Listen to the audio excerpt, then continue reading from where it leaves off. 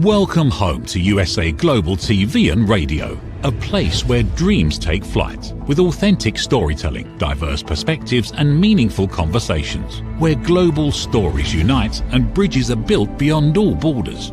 Discover world-class education, entertainment, hope and inspiration. Together, we're building bridges worldwide. Subscribe to our channel, USA Global TV. Download our app, USA Global TV. Be our guest or join our team. Visit usaglobaltv.com. Thanks to our founder and executive producer, Dr. Jacqueline Kerbeck. Music score by Yeffy Tang from Cloud Road Music. Voiceover artist Mike Porter. Creative direction by Paul Garcia. USA Global TV and Radio, your home for global connection. All rights reserved. This video and its contents are the exclusive property of USA Global TV and Radio. Unauthorized use, duplication or redistribution in any form is strictly prohibited.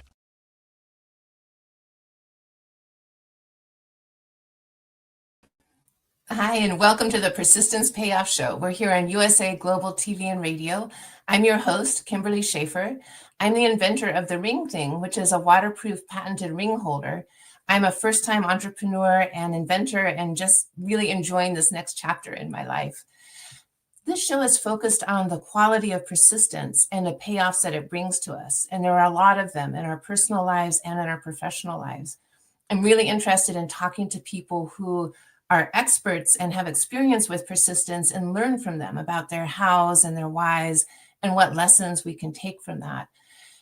There are a lot of opportunities for us to persist in our lives, and some of them are challenges. And it might be internally with our own mental self-talk. It might be with family and friends, our work. And now in the age of social media, sometimes we can face challenges that just blow up really quickly on social media that we have to face. So that brings me to our guest today, who I'm very excited to have on, Dave Oates, who's a crisis PR expert. Dave's 30 years of PR experience includes stints as a U.S. Navy Public Affairs Officer, Corporate Chief Marketing Officer, and Nonprofit President. He's handled a wide array of contentious matters that include employee and executive misconduct, cybersecurity attacks, product recalls, mass layoffs, large-scale accidents, criminal investigations, and civil litigation matters. A sought-after speaker, Dave teaches courses at San Diego State University's Journalism and Media Studies Department. He's also authored several Amazon ebooks and co-produced 4 LinkedIn learning courses. Dave is an accredited PR specialist who received his MBA from San Diego State University and his bachelor's degree from the University of Maryland. So welcome, Dave. Pleasure. Thanks so much for having me. It's great to see you. Yeah, it's great to see you. Thank you. I really appreciate your being with us. So I'd like to start by just learning more about your journey into PR and crisis PR. I know that started in the Navy. And can you talk with us about how that developed? Was that always an interest of yours, or did that develop more organically? Yeah, it was organically. Thanks for asking. And it was a backwards way in which I got into this profession. I had really thought that my career was going to take a different path. When I was in college, I was a ROTC midshipman. I was getting my commission and was set to and did for the first half of a 9-year career drive ships. So I was a surface warfare officer, as they called it. And about a year and a half on my first ship, a guided missile frigate, I got the additional collateral duty job in addition to my combat position, combat officer position. At the time, I got the additional collateral duty job as a public affairs officer. And I was like, great.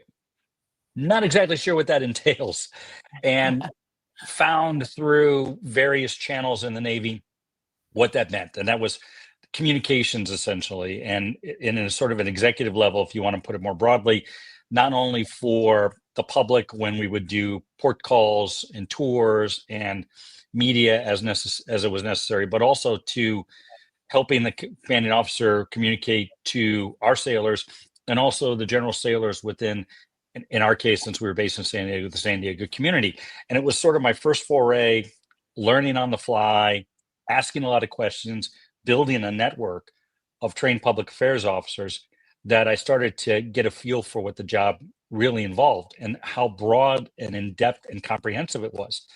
And as a guy in his mid-20s, you sort of had that light bulb come off and you went, oh, this is really what I want to do. And that's when I decided I want to try this for a career. And I found out that there were about 200 officers out of 330,000 service members and about 60,000 officers that did public affairs as their full-time job. And now I'm like, okay, I got to figure out how to get in on that. And so amongst the San Diego Navy community, there were, I would say, roughly probably about 6 to 8 Navy public affairs officers, maybe as high as a dozen, that did that as their full-time job. And so once again, here I am, this young junior officer on the guided missile frigate, basically on his off-duty hours and when he could get away, knocked on doors and asked people, how do I get your job? How do I get in this community? And because the Navy, like a lot of good organizations, really pride themselves on apprenticeship, mentorship-based leadership, I learned from some really great masters of the craft how to not only do the job, but how to get transfer into that community from the Navy. And persistence, as you talked about, is sort of the lexicon of the show. I didn't get selected to transfer from a surface warfare officer specialty to a Navy public affairs officer until my third try. You have to put in deep, thick applications to DC, and it had to get reviewed by folks, and it was very tough to get into. It was very competitive. And it wasn't the first time or even the second time that I got selected. It was the third time. I had to continue to do my day job well as my collateral duty public affairs officers before I got a chance to do so. So for me, that was one of the early examples and really opportunities to understand persistence. I was hell-bent for leather to get into this job, and I wanted to see if I could do it in the Navy. And it's a matter of just keep swinging the bat, as I call it, having a love for baseball, and continually to try to build my credentials and do that, and do not be dissuaded by the first rejection or even the second rejection. So, and that started me on a career that then got me into crisis experience, both in forward deployed operations and local care. I went into the private sector about a quarter of a century ago, and I focused in technology, and particularly startup tech. Hung on my own shingle about 17 years ago and focus exclusively now on crisis communications for a wide range of organizations over the years. And my career has been about persistence and learning as I go and not being disheartened by the obstacles along the way, both professionally and personally, in all candor. Yeah, I can imagine. That's so interesting. And then what was it about crisis PR that captured your interest, as opposed, there's PR in other contexts, but what was it about crisis PR that was really interesting? For the right organizations, for which I've had the privilege of working for most of my career, whether it was Navy or other entities, for the right and good organizations, you really add value in those moments where a matter of the entity's own doing, or maybe a false accusation or a misperception by somebody else, really puts the entity, right, government, nonprofit, corporate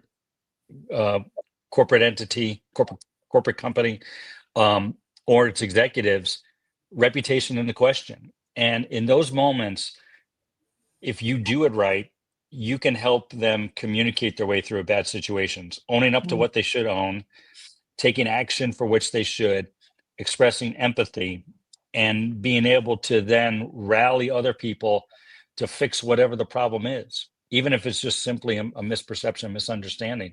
And I think that's when people in the communications craft really show their mettle. I don't mean to sort of discount when people like me do promotional fun stuff, or it's a fun product launch, or whether it's a new movie or a new software application or something like that. Those are fun, and those are important to get the word out.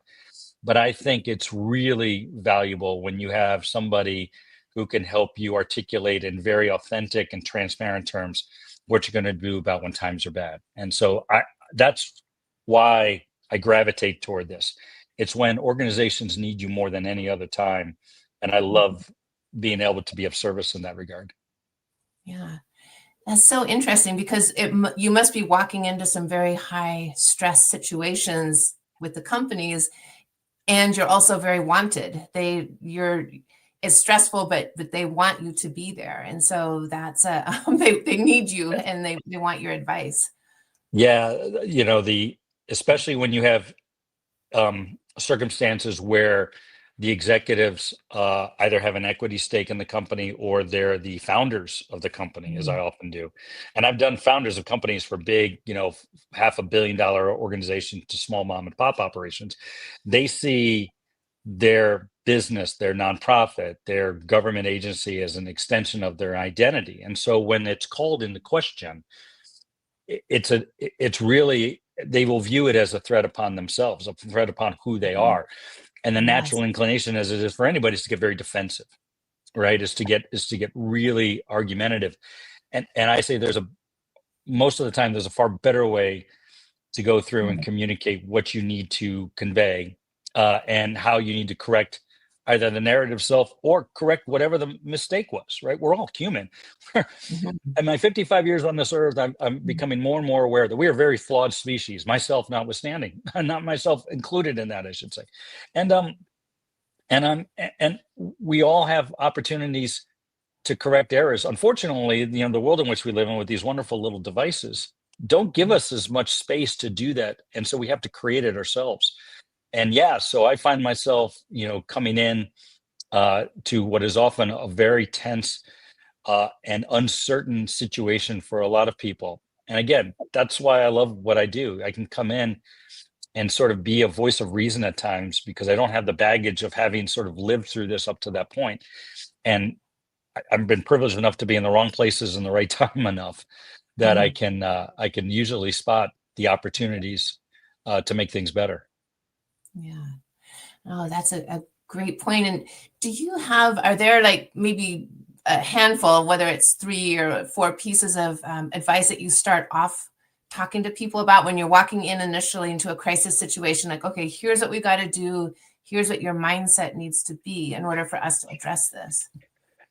Yeah. So at the time that the crisis is occurring, right? And by that definition is something is making it into one of your key audiences, whether it's employees or customers or partners or donors if you're a nonprofit, or taxpayers if you're a constituent. Something is now in the public eye, whether through a social media post, an online review page, a blog site like medium.com, or a traditional news outlet, like the LA Times or whatever, that is disrupting operations. People are now questioning whether you're the real deal. And they're starting to call in, email, asking for clarifications, maybe slowing down the frequency at which they do business. They're not placing orders and repeat orders as frequently as they did. Maybe they've got a big order in mind, but now they're going to hold off for a couple of weeks. Maybe your employees are starting to look elsewhere. Your good employees are starting to look elsewhere for their next job. Those kind of things. In those circumstances, you've got to come out with the who, what, where, when, what's going on, and what you're doing about it as quickly as you can.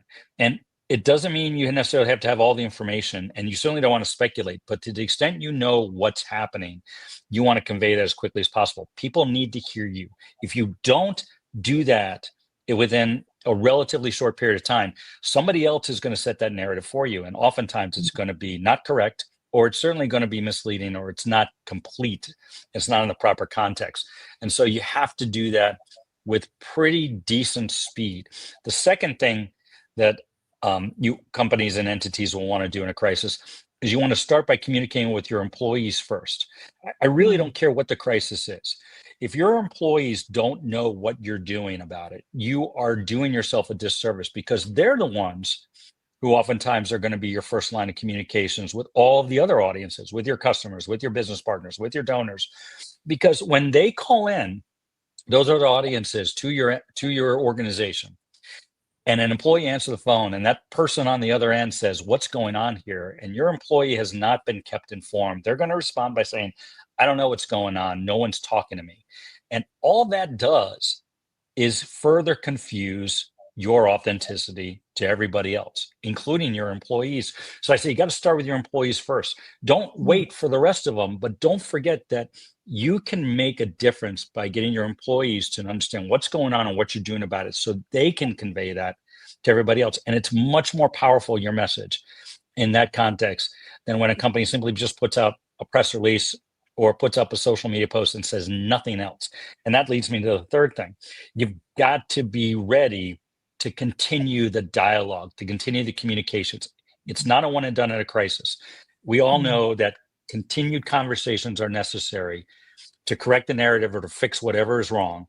And you need to continue to do that in very frequent fashion. Let people know that you care and that you're working on it, and what the status is, and how you are making progress to fix whatever the issue is.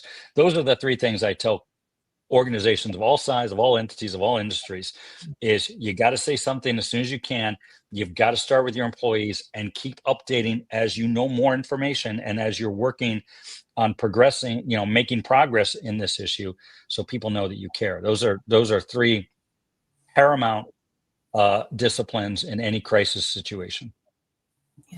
Yeah, that's a great advice. And I'm curious, as you were talking, I was wondering, for the first item, the first recommendation about own it, come out and say, own whatever you need to own. Is that the hardest for people to do when they're in a crisis situation? Like, you had talked earlier about sometimes people are in a defensive mode, and is it challenging for them to kind of go, okay, wait, let me just own this and get past that? I appreciate the question. The answer is sort of. Most again, if somebody wants to use me to sort of categorically deny something and appear like every other mouthpiece on cable television or whatever, pick a channel, right?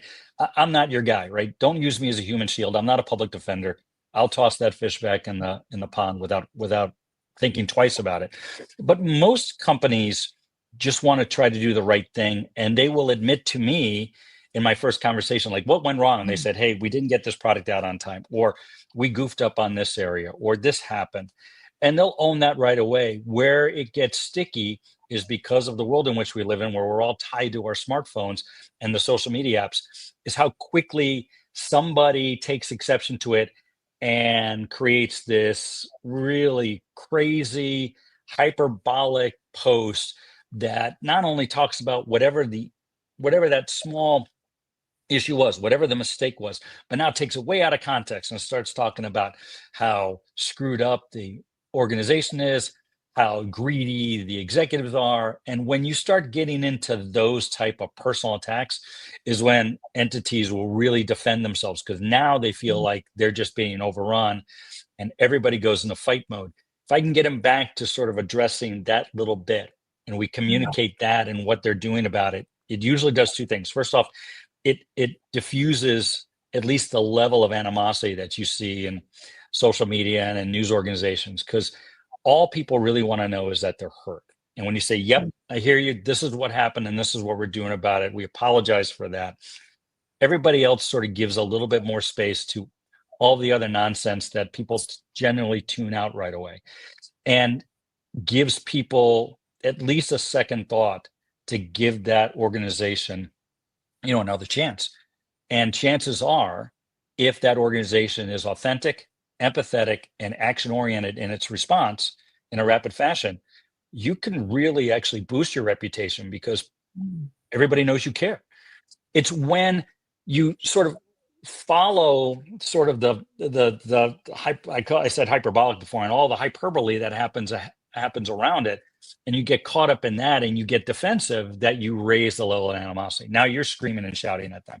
You don't know what you're talking about. You got it all wrong. I can't believe you're even talking about this. You don't have any basis for what you're saying.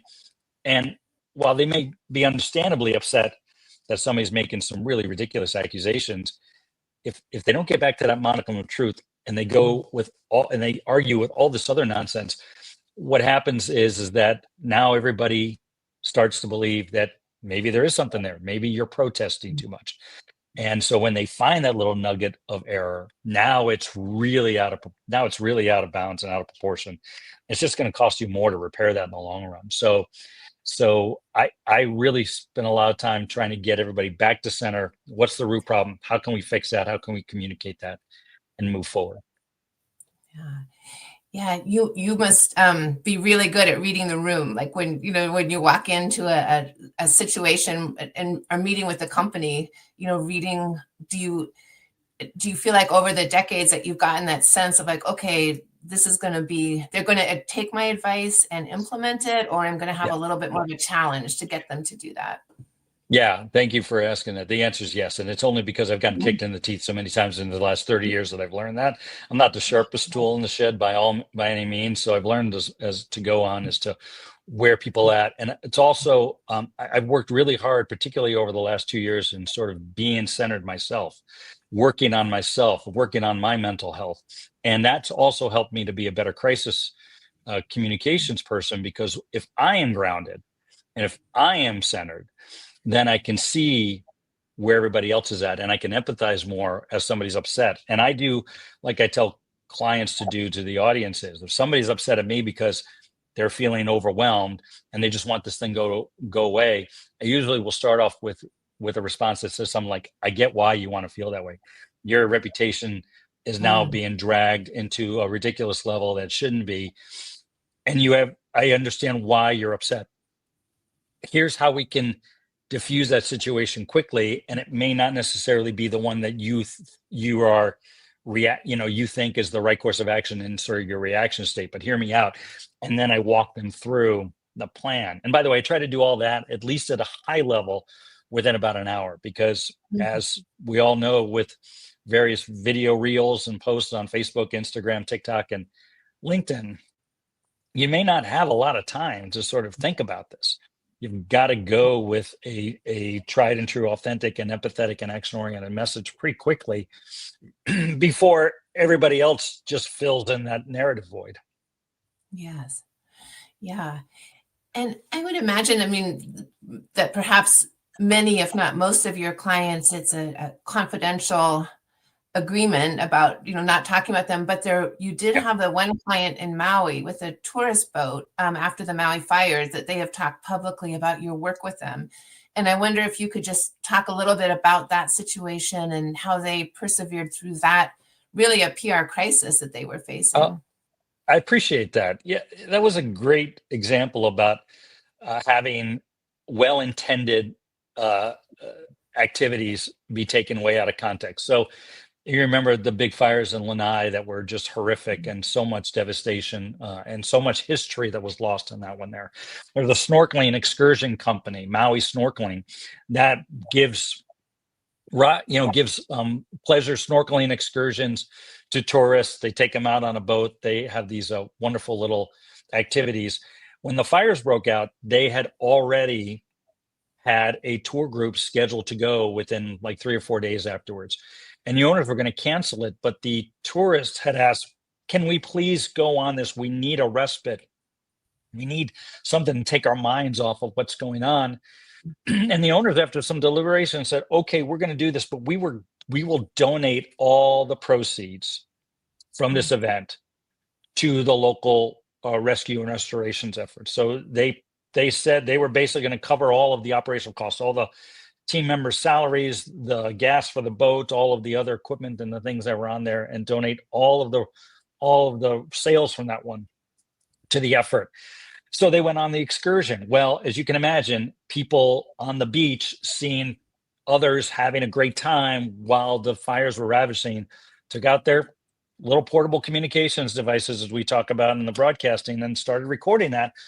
And it blew up all over social media. USA Today called, the local Maui and Hawaii press called, and other national news.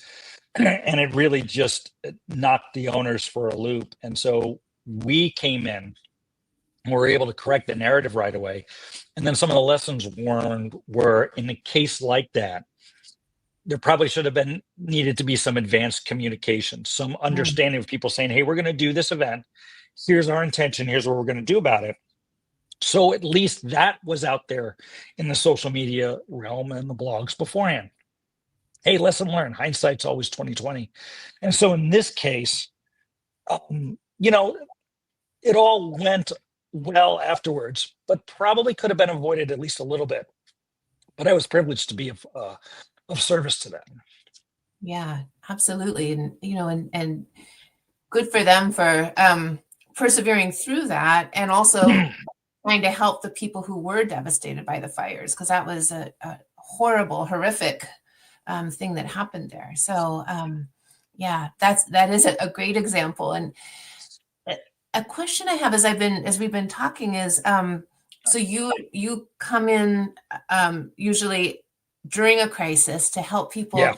You also offer services to companies or individuals on way to prevent a PR crisis.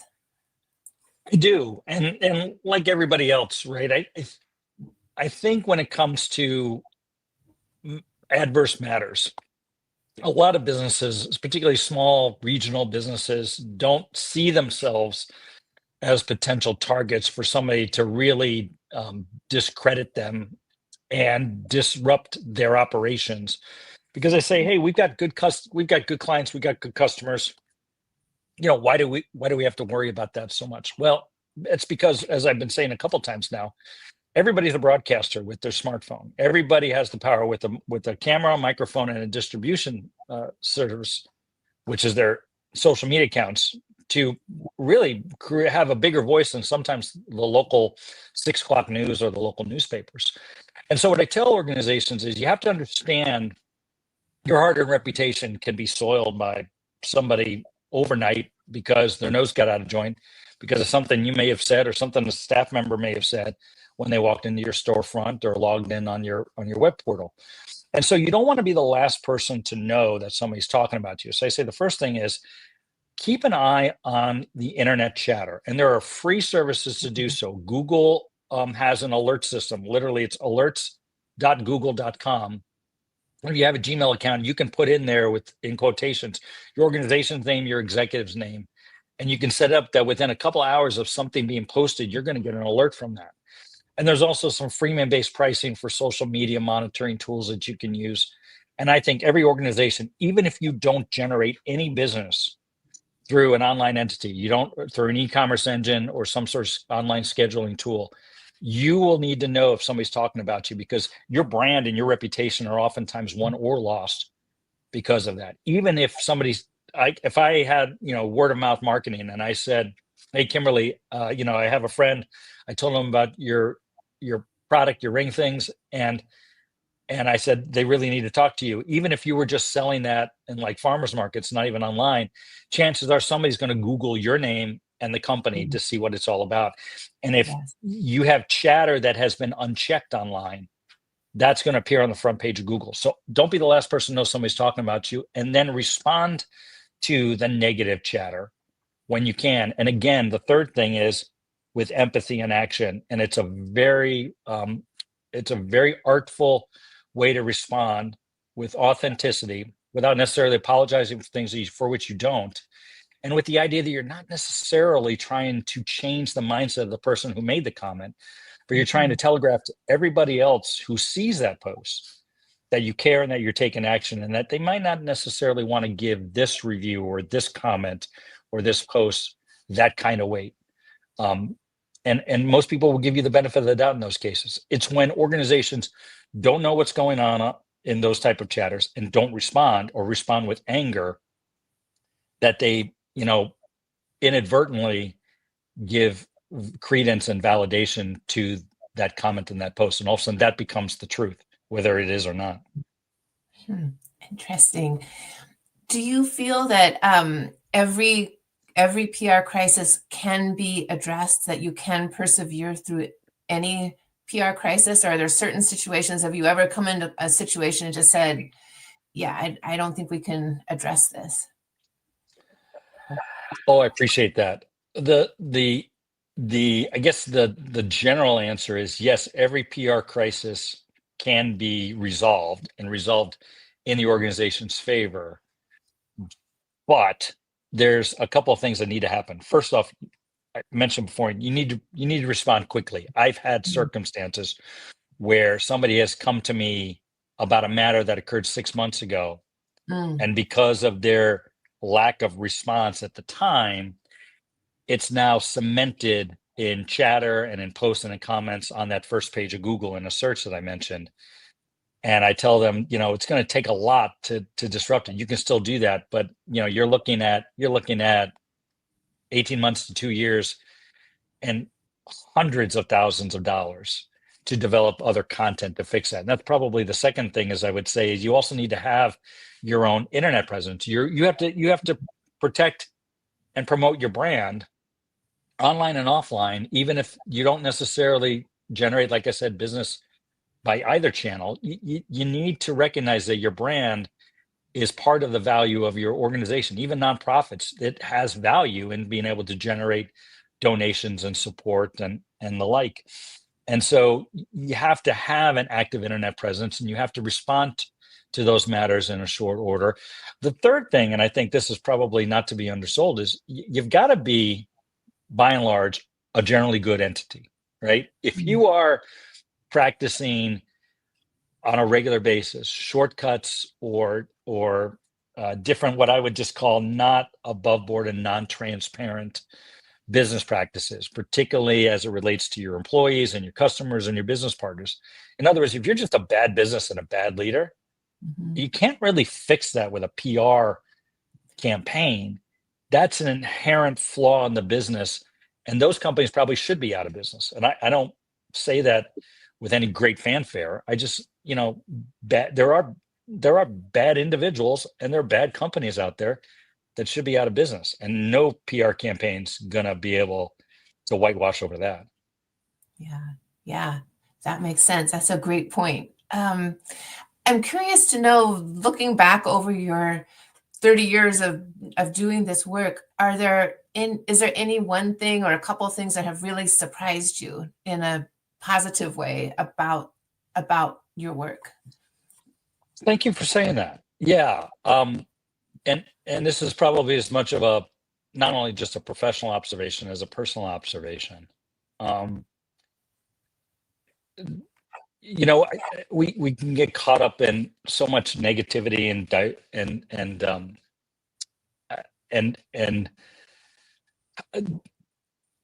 the animosity that we have and divisiveness that we have as a society. But the term I've started to use over the last almost 2 years now is the term being confidently vulnerable. And if you can believe enough of yourself, if you believe you're enough and you're working on yourself, and you can be that confidently vulnerable leader, and then by extension entity, to your employees, to your customers, to your partners, I am still very thankful and grateful for how many people, whether it's close family members, employees, or customers, can give people grace. And I've seen that in many different forms and flavors in not only my professional career, but my personal life. And that always gives me hope. That gives me promise. And I use that term often in conversations that I have in presentations like this and in client engagements, is the term confidently vulnerable. And I can't take credit for that. I met a courageous young woman in my volunteer efforts, as Kim, you and I have done on anti-human trafficking, who coined that phrase. The woman's name is Caitlin Radigan. And I've seen her speak, and she used that term, and I've adopted it since then and give her full credit for that. Yeah, I love that term. That's going to stay with me. That's beautiful. And, and talk about persevering. You're right. You and I are both engaged in anti-human trafficking work here in San Diego, and volunteering, and you more so. And talk about persevering with the survivors of human trafficking, persevering to recover, and through recovery is really inspiring. It's something. You chaired that task force as long as I chaired it, so I'm grateful to your service and what you've done for that. But yeah, the survivors certainly give me hope and inspire me. But I'll tell you what also inspires me. I've been teaching for, as you mentioned, I've been teaching part-time at San Diego State for the last year, and I've done, like you, some mentorships at the high school level, and continue to do so through our respective Rotary clubs. And I am also really buoyed by the young people Mm, who are going through their own challenges, as a lot of teenagers certainly do, and some, with greater obstacles than others. But their ability to find their own truth and follow their North Star and persevere also gives me hope, and how they can still look out for each other. I know there's a lot of conversations that I've seen in the business circles about the generation today, and do they have that type of fortitude and that type of perseverance and that type of willingness to work really hard. And the answer I give is absolutely yes. They just, mm, and sometimes they can teach us. At least that's been my experience. I'm sure that I know that there are certainly others that don't have that, but I think they don't have it is because they haven't been shown it. And so let's be that guiding post. Let's be that mentor to help them find it. And in turn, they've helped me in the process. wow. Wow, that's really very powerful, very, very powerful and encouraging to hear, because I've also heard that about, the younger generation having a different view about work and perseverance. And so it's very, very happy to hear that. And do you feel that perhaps they have a little advantage in PR work in the sense that they've grown up with social media? And for us, social media kind of came into existence in the middle of our lives or later. And, for them, they've grown up with it. So the idea of things going viral, or how do you address PR crises, like in your classes at San Diego State, do you feel that they have an advantage in that way? I don't. I guess my answer would be they have an advantage and a disadvantage. The Mm, advantage is obviously the understanding that they can be their own broadcaster, and they can certainly communicate in very authentic and transparent ways immediately. And to some of them, they recognize the value in doing so. But I would also submit to you that, and I think there's studies that have shown this to be true, that we are overwhelmed with information, and young people may not necessarily know when to shut it off. More to the mm, point, I think there's this imposter syndrome that comes about by looking at other people's feeds and seeing what has been portrayed as the perfect life. And I mean, I see it in people of our age and people that we know that are just like, oh, it's perfect, and aren't we great, and we're just one big happy and it's just not true. You know them to be not that case, and they are trying to use social media to escape that. And I think for a lot of young people, particularly ones that are still trying to find themselves and find their North Star and be true to themselves, that's a real tough set of circumstances. And then add the bullying elements mm, that can come into play on social media. I don't. I appreciate when parents sort of put limitations on that. I think you have to look at it in the same way that I think our parents looked at the television. It's like you mm, can watch television for 1-2 hours a day, and then you're turning that damn thing off, and you're going to go outside and play, or you're going to read a book, or you're going to do something like that. I think we probably should have the same limitations on that, because as wonderful the abilities are to communicate, I think sometimes we get wrapped into a narrative and a world that really, for many people, is just a form of escape, and a dangerous one at that. yeah. Yeah, that makes really good sense. I hadn't thought of it that way. That makes really Yeah. good sense. And um, well, this is so great. I feel like I could keep talking to you for another hour or two. This is a rich, rich topic, and I Well, appreciate everything. I could talk for an hour too now, especially since I got that frog out of my throat about 20 minutes ago. So I Oh, appreciate you letting me take a drink of water while we're doing this interview. This has been a ton of fun, Kim. It's so good to see you. oh, it's great to see you. Thank you. And can you let people know how they can connect with you if they want to connect with you in any way? Yeah. And hopefully this doesn't sound like I'm being contradictory, but yes, you can find me on, I tell people, Google me, Dave Oates, Crisis PR. My LinkedIn profile will show up, my website will show up. And on my website, people can, schedule 15 minutes with me for a conversation that they had. Oh, thanks for putting that up there. I appreciate that.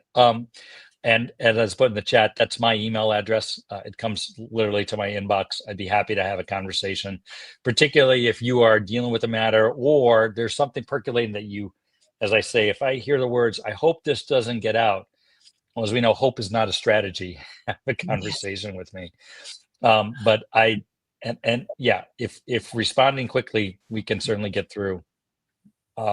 We certainly get through the tough times, and staying confidently vulnerable with empathy and action and authenticity. We can do great things. This has been a lot of fun. Thanks for having me on. Oh my gosh, thank you so much. I'm so grateful. I appreciate you. It's good to see you. All right. Thank you. Likewise. Thank you. Oh my gosh. I absolutely could keep talking with him for another hour at least. This is really great insights and great information. So you can connect with me in a couple of ways through the Ring Thing website, which is ringthing.com. I'm also on Instagram at ring_thing_. And the show is here twice a month, every other Tuesday at noon Pacific time. So please join us. And I do want to end with just a quote from Bryant McGill about persistence. And he says, persistence is the most traveled path to success. And I think that was really well exemplified with what Dave was sharing with us about his work with companies and their need to just persist and get through and successfully get through their PR crises. So thank you, Dave, so much. Thank you, USA Global TV and Radio, and Dr. Jacqueline. We'll see you next time. Get ready for Talking Heads, the show where expert insights meet world-class education, entertainment, hope, and inspiration. Brought to you by USA Global TV and Radio. Meet our distinguished presenters. From the great state of Texas, longevity expert, award-winning author, publisher, and distinguished Toastmaster, Red O'Loughlin. From London, England, soul heart awakener, novelist, vocal coach, and artist, Dr. Madeline Chan. Also from England, the Harley Street stress expert, therapist, ambassador for peace, and speaker, Carolyn Heward. And from Australia, ICF PCC credentialed coach, entrepreneur, and leadership coach, Mariska Dupria. Experience their expertise, connect with their wisdom, and transform your perspective. Watch Talking Heads on the USA Global TV and Radio Network. This video and its contents are the property of USA Global TV and Radio. All rights reserved. Terms and conditions apply. Visit usaglobaltv.com for more details. Have you ever felt unheard? Like your words float into a void, leaving you invisible and disconnected? How about feeling judged, when assumptions overshadow your truth, leaving you misunderstood and defensive? And then there's that moment when someone offers solutions you never asked for, dismissing your feelings and leaving you more frustrated than before. It doesn't have to be this way. Dr. Jacqueline Kerbeck, the listening mentor, understands. She's here to help you reclaim your voice, build stronger connections, and create meaningful conversations that inspire understanding and mutual respect. Through her groundbreaking books, online and in-person courses, and interactive workshops, you'll learn how to navigate life's most challenging interactions. Discover the power of elevated listening and transform how you communicate. Master setting boundaries and asking permission to protect your peace. Learn to recognize and release judgment, fostering empathy and true connection. Dr. Kerbeck also offers personalized coaching, one-on-one or group sessions, designed to fit your unique needs. Whether in person or virtually on StreamYard, her guidance will empower you to thrive. You don't have to struggle alone. The path to deeper connections and better relationships start here. Visit drjacqueline.com or usaglobaltv.com. Join a global community of empowered listeners and transform your life, one meaningful conversation at a time. Dr. Jacqueline Kerbeck is the listening mentor. Start your journey today.